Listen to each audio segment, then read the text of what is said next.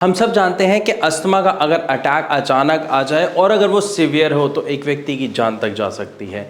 इसीलिए खास तौर पर जितने भी अस्थमेटिक पेशेंट्स होते हैं वो ध्यान रखते हैं कि वो किसी भी ऐसी चीज़ का सेवन ना करें जिसकी वजह से उनका अस्थमा ट्रिगर हो जाए।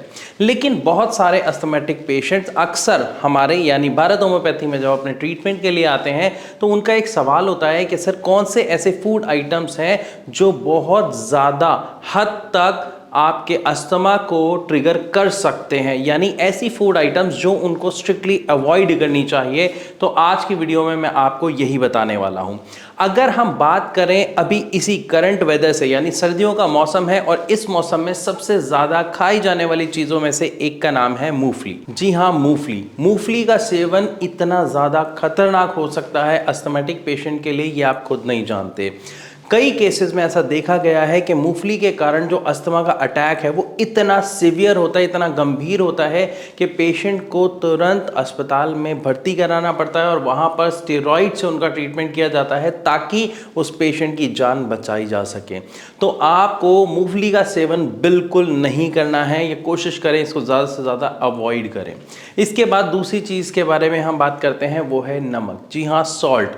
अगर आप किसी भी ऐसी चीज़ का सेवन करते हैं जिसमें नमक की मात्रा ज़्यादा है तो आपके अस्थमा के ट्रिगर होने के चांसेस बहुत ज़्यादा बढ़ जाते हैं। चाहे फिर वो अचार हो या कोई चिप्स हो जो पैक्ड आते हैं या नमकीन हो, इन सब में नमक की मात्रा काफ़ी ज़्यादा होने के कारण ये आपके अस्थमा को ट्रिगर कर सकते हैं और आपको अस्थमेटिक अटैक आ सकता है। इसके बाद अगर हम बात करें तीसरी चीज़ की तो उसमें आती है एक ऐसी चीज़ जो आप कहेंगे कि आप इसका सेवन नहीं करते लेकिन इनडायरेक्टली आप करते हैं। जी हाँ, मैं बात कर रहा हूँ यहाँ पे लाइम जूस के आर्टिफिशियल फ्लेवर की। जैसे हम नमकीन खाते हैं उसमें खट्टापन आपको महसूस होता है, तो नींबू अगर आप खा रहे हैं तो उससे आपको दिक्कत होने के चांसेस नहीं होते हैं या काफ़ी कम होते हैं। बट अगर हम बात कर रहे हैं आर्टिफिशियल फ्लेवर एनहांसर की जो नमकीन में डाला जाता है या कई चीज़ों में खट्टापन लाने के लिए, नींबू का फ्लेवर बढ़ाने के लिए डाला जाता है, वो आपके लिए बहुत खतरनाक हो सकता है। इसीलिए ऐसी सभी चीज़ों को आप स्ट्रिक्टली अवॉइड करें जिसमें इस तरीके की आर्टिफिशियल टेस्ट एनहांसर को ऐड किया जाता है। इसके बाद बात आती है कि अगर आप नॉन वेजिटेरियन हैं और आप शेल फिश खाते हैं तो ये भी मूंगफली की तरह आपकी सिचुएशन को बहुत गंभीर बना सकती है। तो शेल फिश आपको बहुत स्ट्रिक्टली अवॉइड करनी है। इसके साथ साथ एक और चीज़ देखी जाती है कि एग यानी अंडों से भी कुछ लोगों को अस्थमेटिक अटैक आने के चांसेस काफ़ी हद तक बढ़ जाते हैं, लेकिन ये डिपेंड करता है पर्सन टू पर्सन। इसमें जो चांसेस है वो काफ़ी कम होते हैं क्योंकि बहुत सारे लोग इसका सेवन करते हैं लेकिन उनको किसी तरीके की समस्या नहीं होती है।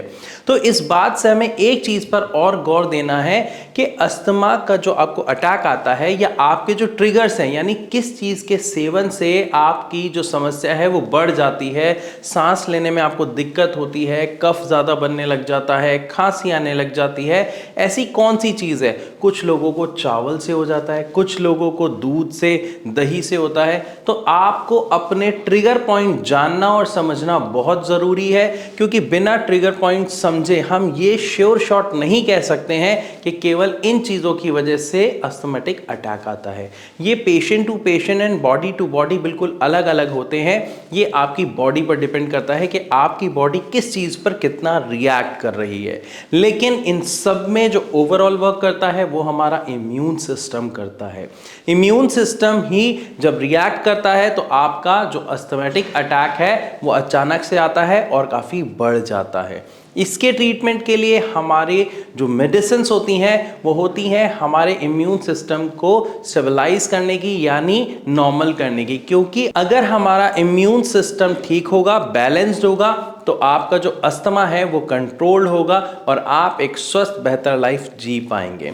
हो सकता है इस वक्त आपके मन में बहुत से सवाल आ रहे हों, तो आप अपने सवालों को हमसे कमेंट के द्वारा पूछ सकते हैं या फिर आप अभी के अभी नीचे दिए गए नंबर पर कॉल करके भारत होम्योपैथी के डॉक्टर से बात कर सकते हैं और अपनी समस्या का समाधान ले सकते हैं।